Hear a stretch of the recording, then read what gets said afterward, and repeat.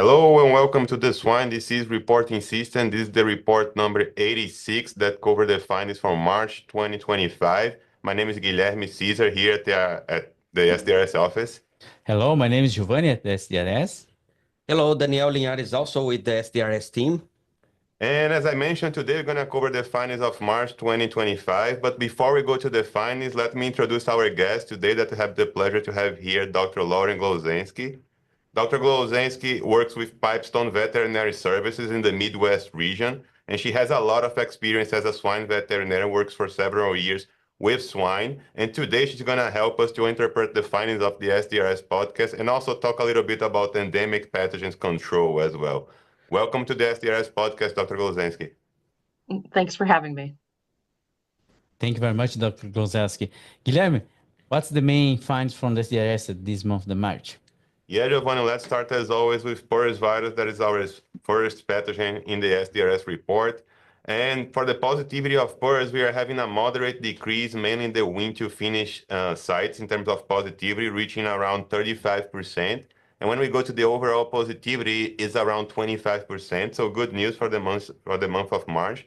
But some specific states, they are having activity above the expected. And two of them are Iowa and North Carolina. But I want to point out specifically Iowa that we have over 50% of positive submissions. So it's a lot of positivity coming from the specific state. And when we go to the lineage part, so the sequencing part, ORF5 that we have in the SDRS report too, it's impressive the spike in the L1C.5, like how the number of sequences of L1C.5 is increasing. We reach already more than 600 sequences detected, which is average of 200 per month. It's a lot. It's not common that we have that in the beginning of the year with these specific numbers. And also would like to call the attention for the L1C.2 that we are always was consolidated in the top 5 of lineages detected here in the US. Just for you to have an idea of the circulation of these variants in the United States, the state of Iowa specifically, we are having a lot of variants circulating in these 3 first months of the year with an average of 25 variants that were detected already here based on the University of Minnesota new classification that we have for PRRS virus variant. So a lot of stuff going on in Iowa, and for the good or bad, we have Dr. Glowzenski working in this area, right? Seeing from up close. So what do you take from this, Dr. Glowzenski? Why is Iowa seeing such much higher positivity compared to other states? Grow finish. It's a really good question. The state of Iowa is always an interesting point of discussion for pork producers. It's the epicenter of our country's hogs. I'm not sure it would surprise as many people that Iowa has such a high percentage of positivity, given the reputation of the state and how the pigs are moving into the state, specifically growing pigs. It's something we definitely need to be paying attention to, especially as it comes to PRRS diversity. When I interact with others, it's commonly accepted that Iowa is like notorious for swine diseases. All the diseases exist in Iowa. And a lot of the times our business makes moves to move our sickest pigs to Iowa just to protect our healthier pigs. So I think it's often the result of Iowa being like the dumping ground for the sickest hogs in the industry. In larger production systems, when we have the opportunity to move pigs, healthy pigs in one direction and sick pigs in another direction, when you have that option, it's common to move the healthiest pigs that are free of PRRS to regions that don't have the disease or are less likely to contaminate those pigs, that there's less of a lateral challenge. And the movement of those known sick pigs often goes to those locations like Iowa where there's a known challenge and we expect that those pigs are going to get sick. So I think a lot of this has to do with the pig movement and people being strategic about where they're moving their healthy pigs and where they're moving their sick pigs. I also think Iowa producers utilize more PRRS vaccine than other regions just because of all that known challenge. So that might also be skewing some of the data as well as we look at PRRS vaccine use and Iowa being a primary recommendation for swine practitioners in this state to use PRRS vaccine to prevent greater losses when they do become laterally infected. So my assumption is it's just because of growing pig movement and companies trying to be strategic about it.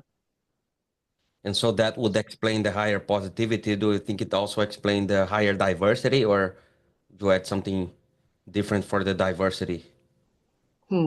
I think it definitely has to explain the diversity as well. you're taking PRRS viruses from different regions and moving them into one spot. It's going to increase the diversity of the PRRS in that region. It's not really surprising to me that PRRS is the most diverse in Iowa either. It's receiving all those pigs from all those different states, all those different viruses are coming here. So I think the PRRS diversity is just great here as a result of that. And it's definitely increasing the severity of our outbreaks as pigs have more challenges. Cross protection of PRRS is not great. They can have one PRRS strain and still be susceptible to another PRRS strain. So in some of my locations and some of my customers will experience, 2, 3, sometimes even 4 different PRRS strains in a single grow out period. So that's really concerning as we look at the severity of the virus as well. Mm-hmm. Yeah. Thank you for sharing all of that, Dr. Glowzenski. For sure, PRRS keeps on the radar every day. Guilherme, what do we have for enteric coronavirus there? For enteric coronavirus, when I'm going to start with the good news, of course. TGE completed 4 years without a single positive case in the SDRS database, which means in the 6 VDLs that we have here, no positive cases for TGE. And that's not a matter of number of testing because it was over 176,000 tests that were performed with an average of 3 PCRs per case. And this is more than 500,000 PCRs that were tested for TGE, and none of them were positive. So I think that's good news for the US that we are not detecting this virus since March 2002 of 2021. And moving to the other enteric coronavirus for PED and Delta coronavirus, also good news, the positivity in the facilities that we started at the beginning of the year with high positivity. And as a reminder for the audience, the facility is all the cases that are coming from vehicles, truck washes, and also packing plants. We started high positivity this year, but right now it's more close to the overall positivity. So PED around 10% of positive cases, and Delta coronavirus around 4% of positive cases. But in a state level monitoring, again, Indiana is having high positivity compared to the historical data for both PED and Delta coronavirus. And for Delta specifically, Missouri is having also a percentage of positive submissions above the expected. So let me see if I get that correctly, Guilherme. 4 years, Correct. more than 500,000 samples tested for TG and all negative? All negative, correct. That's great news. Hey, Dr. Glowzenski, I need to pick your brain here. What do you think contribute for this disappearance of TG from the US swine industry? Honestly, it's a great question and one that I don't necessarily have the perfect answer for, but I have some theories. The disappearance of TGE from the United States is honestly remarkable to me. I've been a practicing veterinarian for 9 years now, and I have not once encountered TGE in my clinical experience because PED has always been around, and PED seems to have stamped out TGE somehow. So really interesting. I've dealt with a lot of PED, a lot of Delta coronavirus breaks, but never one TGE break. So I think it just begs the question, I wonder if this has occurred in other countries as well. As PED has been introduced, did TGE go away in those countries, or is this just a US phenomenon? I haven't really seen the data on that, and I think it's a good question. Good question. Like has been stated, it's certainly not for a lack of testing that we haven't detected TGE in 4 years. The multiplex is so frequently used. We're testing for PED, Delta Corona, and TGE on most of our samples. And PED and TGE both enter the farm in the same way due to biosecurity gaps, right? And they're easily transmitted via fomites. So any farm that's susceptible to TGE infection would have been susceptible to PED and vice versa. So I think it's just really interesting, and there must be something else going on. So I think it's kind of like an extinction event almost in the United States, is how I look at it. Why did something go extinct? And there has to be some reason for it, and probably something that is more scientific than just better biosecurity, right? Our biosecurity practices have improved, but they haven't eliminated a PED infection. So the same goes for TGE. I think we'd still be susceptible. I wonder if there's some type of cross protection that exists between PED and TGE. I think that's been ruled out by some laboratory studies that there hasn't been any cross protection linked between the two viruses. So perhaps that's less of a concern, but maybe competitive inhibition is something. So that's like my second theory, is that when the presence of PED is there, maybe it's just outcompeting for TGE, that there's only so many receptors, and if PED is there, it's going to supersede that of TGE. It takes a seat at the head of the table, more or less. I think it's interesting when you look at these viruses, they both belong to the same phylum, the same class, the same order, family, and genus. being the alpha coronavirus genus. So they're very closely related as classification goes, just from evolutionary level. Both are enveloped single-stranded RNA viruses that both are reported to bind to the aminopeptidase N cellular receptor. So maybe there's some type of inhibition, competitive inhibition there, where PED takes a hold of that receptor and TGE can't make its way in. I'd be inclined to believe that PED has simply outcompeted TGE in the environment, and that's kind of where I kind of look at competitive inhibition. Maybe it's on an environmental level, where you have two pathogens that exist in the environment together, and maybe PED just has an improved survivability in those environmental conditions compared to TGE, so that when a pig becomes exposed to that material, PED is the only thing that can be expressed or taken a hold of by the pig. I definitely don't have the answer, but I think there's some type of other thing going on here, competitive inhibition, some type of cross protection, but there's definitely some answer here, I think, on a cellular level as to why this virus has gone away, because I just don't think it's biosecurity or other poor biosecurity farms going away in the industry. I hope that helps spark some further conversation more than anything, because we need to do some laboratory studies on it and some more research. Yeah, thank you for sharing your thoughts there and explaining of that. And well, we are in this process of TG. It's basically 4 years without detection.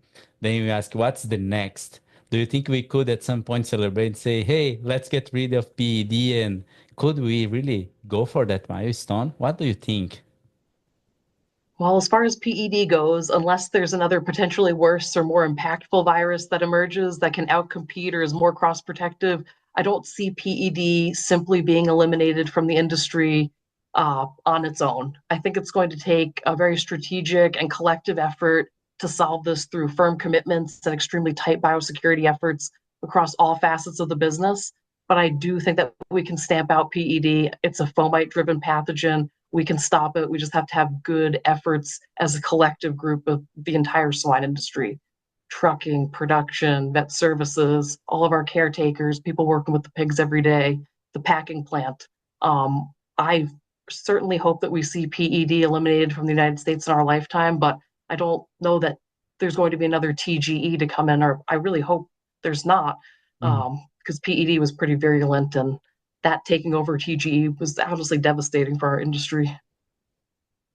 Thank you for sharing that. And potentially programs like USShip could take over some of those endeavors that to collaborative work there and eliminate.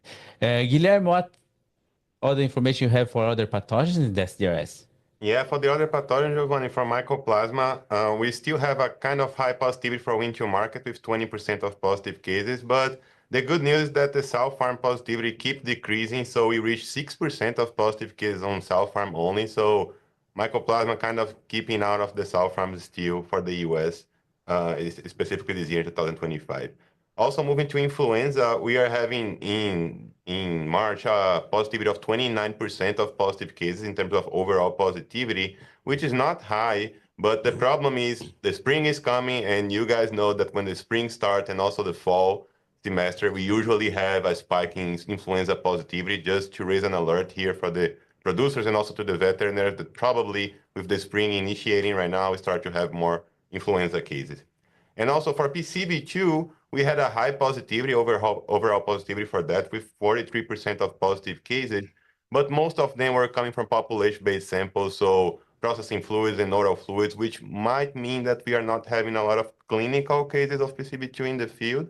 But also we got kind of 20% of these positive submissions coming from tissue cases, spleen, and also lung.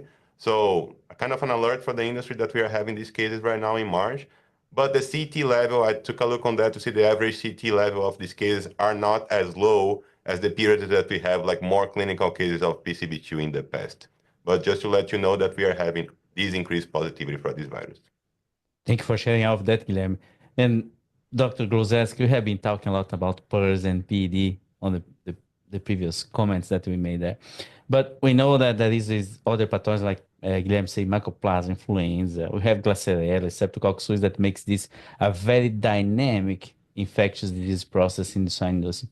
What are your tips and suggestions on how could we handle these multi-dynamic infections that happen with these pathogens, and what could be the strategies to prevent and mitigate the clinical impact of those in your day-to-day basis? Good question. The bacteria you highlighted are definitely major contributors to swine mortality, and they're really just overshadowed by the outbreaks that we have that result in extreme losses from things like PRRS. These bacteria, they're always contributors to swine disease and clinical presentation in the barn. Working for a system like Pipestone, we get to see that even highlighted even more. A lot of our pigs are coming out of PRRS-free sow farms, and the main challenges that we see are these things that we call like secondary bacteria, right? Like strep suis or GPS. So those are great challenges to work with because they're endemic to swine herds, and we do have good solutions for them. I guess it would be rare also to see like a PRRS outbreak that doesn't also result in nursery pigs going down with something clinical like bacterial disease from strep suis or secondary pneumonia due to GPS. So they're always there, and they're always creating more problems in the barns, multifactorial issues as we deal with swine disease. Routinely, we work to mitigate these bacterial pathogens by use of vaccine or strategic antibiotic treatments. In stable sow sources, we're really able to get a good handle on, when those outbreaks are going to occur. Bacteria tends to be somewhat predictable as far as timing goes and when the challenges are expected, which is fortunate because you can do things like strategic antibiotic pulses based on the timing of the disease challenge, either through the feed or through the water. For example, if you have a strep suis issue in the pigs, say 10 to 14 days, it's predictable, 2 weeks in the door, post-placement, you can have a plan to have a beta-lactam antibiotic already on the farm, ready to go, those plans in place to treat that proactively at the first sign of strep suis before the bacteria has time to consolidate the entire population. Being prepared and having a plan is really important, I think, for dealing with those diseases, and we can really knock down those pathogens with those strategic antibiotic pulses. It can't go without saying, prevention is truly the best medicine, and as doctors, we need to try to be preventing these diseases up front, and it's something that we can focus on, especially with bacterial pathogens, even influenza at the sow farm. I'm a big fan of vaccination. I think it's an excellent tool. It's proven to reduce clinical signs and improve performance. If I have a client, for example, that has post-weaning strep, we could introduce those beta-lactam antibiotics, or we can save cost and be more judicious by implementing something like a pre-farrow vaccine. So there's many different companies out there that make pre-farrow or make autogenous vaccines or custom vaccines. These are using the specific bacterial isolates that are gathered from the farm, and we can actually make them into this custom farm-specific vaccine and give it to the sows before they have their piglets and get some good immunity there with colostrum and get those pigs a little bit better and over the hurdle in the nursery. This process can take a few months to complete, but the autogenous vaccine strategy is proven to be really efficacious and really a great strategy to preventing diseases before they start. This goes for all bacterial pathogens and influenzas as well, other viruses like rotavirus. If the laboratory can grow it and they can isolate it, they can generally include it in a vaccine.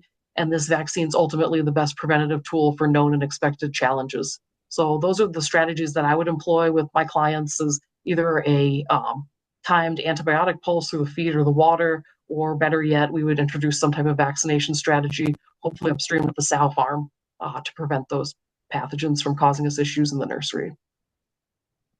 Just a quick follow-up on that. How frequently when you do that pre-vaccination, that pre-farrow vaccination in the sows for strep, how frequent do you also need to vaccinate the piglets on top versus relying only on the sow vaccination?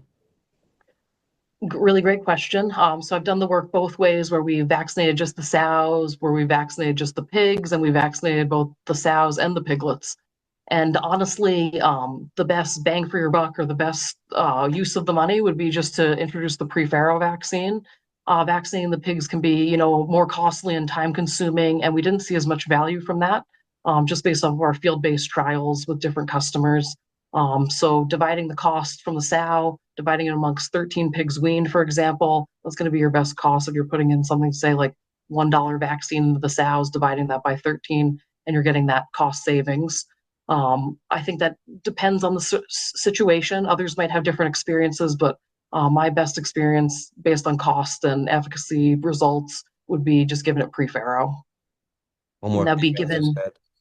yeah, we'd give that either 5 and 2 weeks pre-farrow or 6 and 3 weeks pre-farrow. And make sure the strains are current. Yes, definitely make sure the strains are current. We would go through and at least look at that autogenous vaccine at least once a year, like an annual check, go into the farm, collect samples, see that the strep hasn't changed, that the flu hasn't changed on us, just to stay current. I think that's just good medicine and good practice. And that's it for the episode of today, guys. I would like to say thanks to Dr. Glowzenski for discuss all these subjects that we have, the PRRS virus diversity, TGE anniversary of no detection in the US, and also this co-infection strategy, how to deal with that in the farm. I hope you have liked the episode of this month, and see you guys next time. Thank you. Thank you. Thank you. Thanks.